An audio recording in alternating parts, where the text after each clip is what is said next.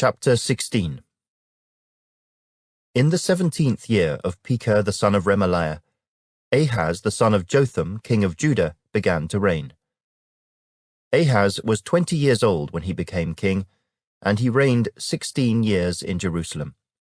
And he did not do what was right in the sight of the Lord his God, as his father David had done.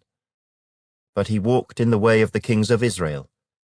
Indeed, he made his son pass through the fire, according to the abominations of the nations whom the Lord had cast out from before the children of Israel. And he sacrificed and burned incense on the high places, on the hills, and under every green tree. Then Rezin king of Syria, and Pekah the son of Remaliah king of Israel, came up to Jerusalem to make war, and they besieged Ahaz, but could not overcome him. At that time Rezin king of Syria captured Elath for Syria, and drove the men of Judah from Elath.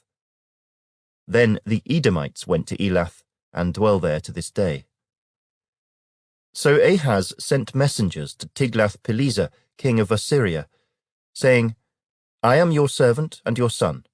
Come up and save me from the hand of the king of Syria, and from the hand of the king of Israel, who rise up against me. And Ahaz took the silver and gold that was found in the house of the Lord, and in the treasuries of the king's house, and sent it as a present to the king of Assyria. So the king of Assyria heeded him. For the king of Assyria went up against Damascus, and took it, carried its people captive to Kir, and killed Rezin. Now King Ahaz went to Damascus to meet Tiglath-Pileser king of Assyria, and saw an altar that was at Damascus. And King Ahaz sent to Urijah the priest the design of the altar and its pattern, according to all its workmanship. Then Urijah the priest built an altar according to all that King Ahaz had sent from Damascus.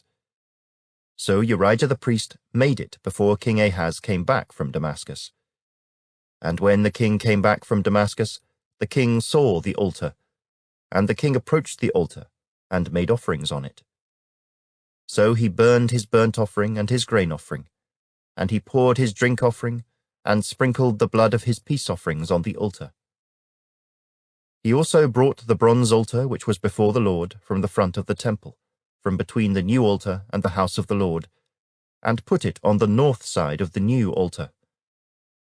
Then King Ahaz commanded Urijah the priest, saying, On the great new altar burn the morning burnt offering, the evening grain offering, the king's burnt sacrifice and his grain offering, with the burnt offering of all the people of the land, their grain offering and their drink offerings, and sprinkle on it all the blood of the burnt offering and all the blood of the sacrifice.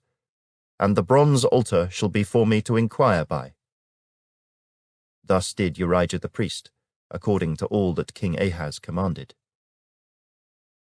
And King Ahaz cut off the panels of the carts, and removed the lavers from them.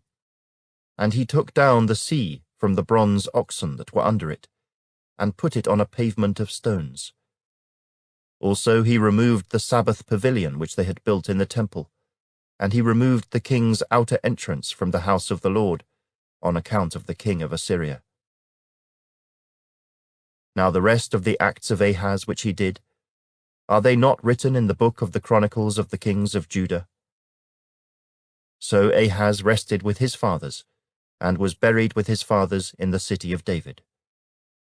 Then Hezekiah his son reigned in his place.